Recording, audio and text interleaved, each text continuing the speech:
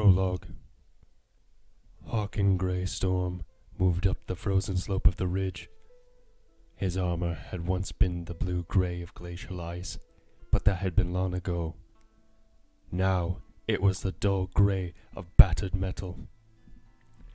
Dents and gouges wound across its plates like ropes of scar tissue, and flecks of paint clung to pits and grooves, hinting in bright fragments at the past of the warrior within. Hawken felt the armor creak as he crouched behind the lip of the ridge. Every small movement felt stiff against his skin, as if the battle plate were protesting at the cold. He paused and drew a deep breath of cold air. He wore no helm, and the icy wind lifted the black hair from his face as he tilted his head back. The light of stars, burning sun-bright in a clear blue sky, met his yellow eyes. He let the breath out of his lungs. He could smell the witch. Slowly, he unclamped the axe from his back. Its head spread in twin curves of polished metal, the golden bodies of dragons tangling across its faces. The leather-bound haft settled into his hand. He held the axe close to the throat, his thumb resting on the power field generator. Its edges glittered sharp against the crystal powder of the chemical snow. Beyond the ridge, the ground dropped away to a road of cold cracked stone. The witch was approaching along that road. Hawken sniffed again. Her stink was strong even over the fumes that hung above the ice. Sweat, dried blood, and the scent like crushed roses and fresh faces. The scent of the corruption. The scent of the warp. The warp changed everything it touched, and once touched, nothing was pure again. Not this world, not the stars shining in a sunlit sky, not Hawken himself. He had once asked a rune priest if he was changing, if the hunt through the worlds on the edge of the eye had tainted him. The rune priest had not been able to answer, but Hawken knew the truth. He had changed. His sense of smell, always keen, now seemed to reach through matter to detect the flavors of the soul. It was as if his purpose had found an echo in the warp, the hunter's desire, answered with the means to find the prey. The warp had touched him. He was tainted, and he always would be, but his purpose was pure, and that was enough. The witch was close now, her scent growing stronger with each slow pulse of his heart. She had guards with her, followers of her vile cult. He had their scents too. There were 10 of them. He could smell the grease on their guns and the edges on their knives. He began to move. Snow powder fell away from him as he padded forwards. He took a last breath and let its calm soak into his muscles. His mind and body became one, became a single blade tip of focused intent. He was close now. Kill the witch, and the witch's knowledge would lead him to the exile. He could smell the knowledge in her. She might have only glimpsed his ultimate prey once, but it was enough. The exile's scent was on her, and he would follow it to the end. And then Fenris would have vengeance. Hawken came over the top of the ridge in a leaping bound. For a paused heartbeat, the scene was still beneath him. 10 figures in a loose circle, silver masks in the shape of reptile beasts glinting like polished light. At their center, a figure, hunched under a cloak of tanned skin. He could see the patterns of angular tattoos rippled across the cloak as a breeze caught its edge. Then Hawken landed. Some of the guards turned and raised weapons. Some scattered. 2 became crushed flesh beneath his boots. Hawken's first axe cut was lateral, from left to right, backhanded, his muscles uncoiling into the movement. Blood scattered through the air. Gunfire rang against his armor. He spun and cut down, opening a man from bronze collar to groin. Wet liquid sprayed Hawkins' face. He was not seeing what he was killing. Not really. Each enemy was a brief blur of movement. An impression of dented armor. A face hidden behind a beast mask. A las weapon worked in bronze. The axe split a skull and pulped the meat inside. At his feet, the blood was melting chemical ice. Fumes rose around him. The stink of ruptured intestines coiled amidst the thickening fog. He cut again. Something smacked into his right cheek. He felt his flesh burning, and then nothing. As his body numbed the injury, the witch stood, a bronze-cased las pistol in her hand, its barrel leveled at him. Her skin hung in grey sags from her gaunt skull, and the cloak of flayed faces did not hide the twisted body beneath. The arm holding the pistol shook. Hawken looked into her eyes. They were the yellow of fat. Hawken snarled, and the wound in his cheek opened like a second mouth. The witch's finger tightened on the trigger. Hawken's foot slammed into her chest. The impact shattered her ribs and spun her through the air. The axe severed her neck as she fell back to the ground. Hawken paused, slow breaths sucking between his canines. Hacked meat and slick offal lay around him, heaped in piles, steaming into the cold air. His armor glistened, scarred grey hidden beneath crimson. For a moment, his mind was free of the fatigue that had consumed him body and soul. For a moment, he felt joy. Then the feeling drained from him, and the needs of the hunt returned like the ache of tired muscles. He must take what he came for now, before the dead flesh cooled. He bent down and picked the witch's head from the ground. Lank hair tangled in his fingers as he held it level with his own face. He closed his hand. The skull held its shape for a second, and then it cracked like an egg. Yellow sores and clotted black fluid riddled the flesh within. He brought the bloody mass to his teeth and bit down. The flesh was warm and tasted of memories, impressions, ghost sensations, and broken words filled his mind with every bite. He ate until the skull was an empty shell, and he had what he needed. His skin prickled as he dropped the skull. There was someone behind him. His axe was a razor blur as he turned. "It is I, brother." Hawken held his blow, but did not lower the axe. A lone figure stood a blade swing from his shoulder. It looked back at him with familiar blue eyes.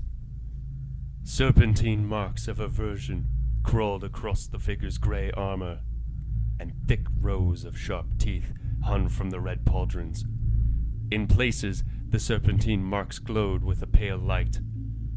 Hawken knew the voice and the face that spoke. He knew that he should lower the axe, but part of him wanted to swing and watch the blood flow fresh into the snow. "Hawken, lower your weapon." Hawken did not lower the axe. Ulf?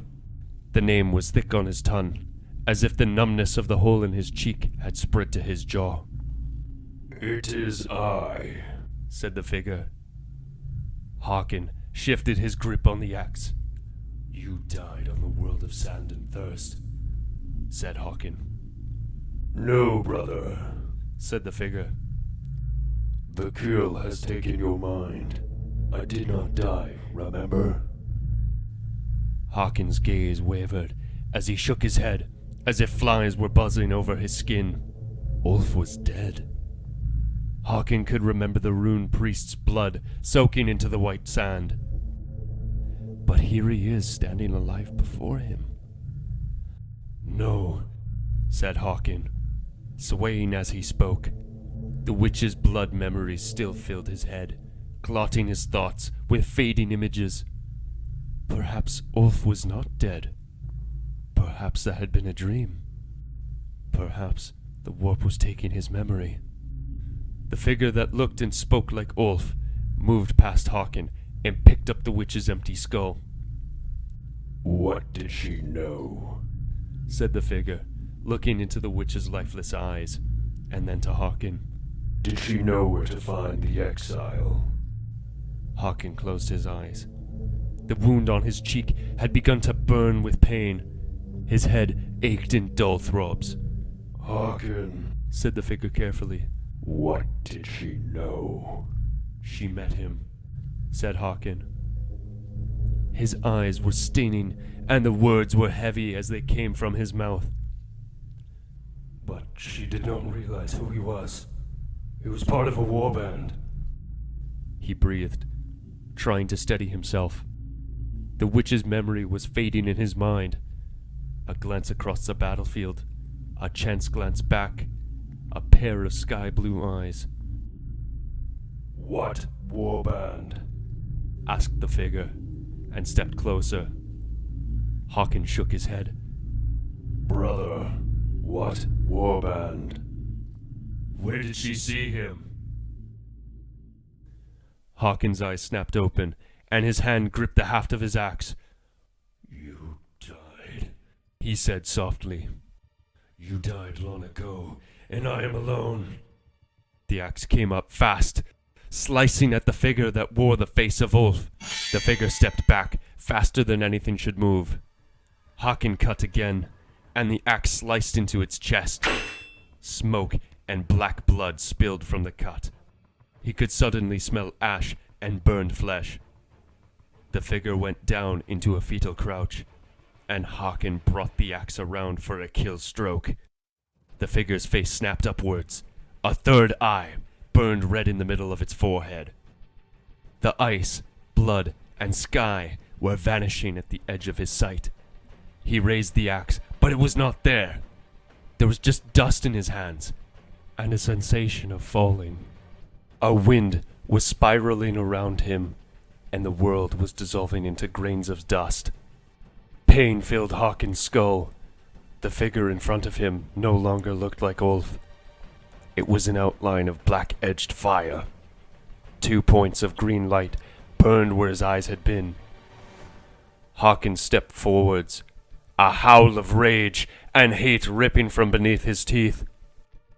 His hands dissolved into the cycloned wind as he reached for the figure's eyes. Pain stabbed into his head again and exploded into white brilliance inside his skull. Håkon opened his eyes. He was still howling, the sound echoing around the chamber's crystal-covered walls. He was lying on a stone table, angled so that his head was higher than his feet. Chains held him at the wrist, throat, and ankle. His armor was gone, and the spiraling marks in blue ink covered his skin. Gore and bile ran down his chin and chest in thick rivulets. You will tell me what you learned from the witch. A figure walked into view. Its skin was golden, its eyes green without white or pupil. Silver scarabs, birds, and jackal-headed half-men crawled across the red lacquer of his armor. Strips of closely written parchment fluttered around the pauldrons as it stepped forwards, a black glass knife in its hands. Behind it, 2 suits of armor stood immobile, their eyes shining with ghost light from the high-crested helms. A sorcerer, thought Håkon. His muscles bunched against the restraints. The sorcerer looked down at Håkon and shook his head. You will tell me, said the sorcerer, and Håkon felt the soft words shake his thoughts. He stared back and spat. The acid in the blood-laced phlegm sizzled on the sorcerer's chest plate. You cannot stop us, growled Håkon. My brothers will find him, and then they'll come for the rest of you. We will hunt you until you tire, and when you are weak, we will split you open and feed your hearts to the crows. Håkon was breathing heavily. his muscles straining against the chains. The sorcerer shook his head as if in sympathy. You will not find him, wolf, nor will any of your breed. The sorcerer paused, looking at the point of the black glass dagger in his hand. You will not find him, because we will find him first. We who were his brothers will find him. He looked up from the dagger, and Hawkins saw something in those blank green eyes that made him bare his fangs. His fate is ours, not yours. You lie! I do not lie. Your prey is our prey, and the great cause is ours. You dogs hate us all, but we brothers of dust, we were his brothers, his followers, his friends. But he deceived us, destroyed us, and forced us into exile. The sorcerer put the point of the dagger to Hawkins' throat. You will give me what I need to find Ahriman. I will not allow you to deny me. The dark tides will swallow you, and the ice will freeze over your corpse! His muscles bunching against the point of the dagger. Blood welled up and trickled down his neck. You're resistant to our craft. Your kind always were. But I do not need to break your mind. The sorcerer shook his head slowly. I must thank you for reminding me that there are other, less refined paths to knowledge. Hawkins' pupils went wide, and he roared as he realized what was going to happen. He was still roaring as the dagger punched into his neck. The sorcerer sawed the blade across Hawkins' throat, just under the jaw. Blood ran in a red sheet over the stone table. Hawkins kept roaring as the sorcerer reached into the grinning wound and pulled the soft white gland from his neck. For a second, the sorcerer looked at the blood-covered meat in his hand. The gland was a progenoid, the root of the genetic miracle that had created the Space Marines. They held blood memory more surely than a human's brain. Slowly, the sorcerer tipped his head back, opened his mouth, and ate the gland. As they had for Hawkins, memories unfolded in the sorcerer's mind like blood tipped into clear water. For a moment he swayed. Then his mind found what he sought, the memory of another blood feast, of the warm flesh from the witch's skull between Hawkins' jaws. The sorcerer's mind reached out and grasped the memory as it formed. The sorcerer's mouth struggled to form the word as it solidified in his mind. Heroin, he said, and spat thick splatter of blood onto the floor. It was what he needed. It was a name, and names held power. With this name, he could track its bearers through the aether, and that would take him a step closer to finding his quarry, his prey, as Hawkins would have said. He would send word to his master and the rest of the Brotherhood of Dust. The trail of the exile was clear, and they moved a step closer to their end. On the stone table, Hawkins twitched, alive despite his slit throat. The sorcerer drew his sword and looked into Hawkins' eyes. Thank you, Hawkins Greystorm. He raised the sword above his head. Our Brotherhood thanks you, said the sorcerer, and brought the sword down on Hawkins' neck.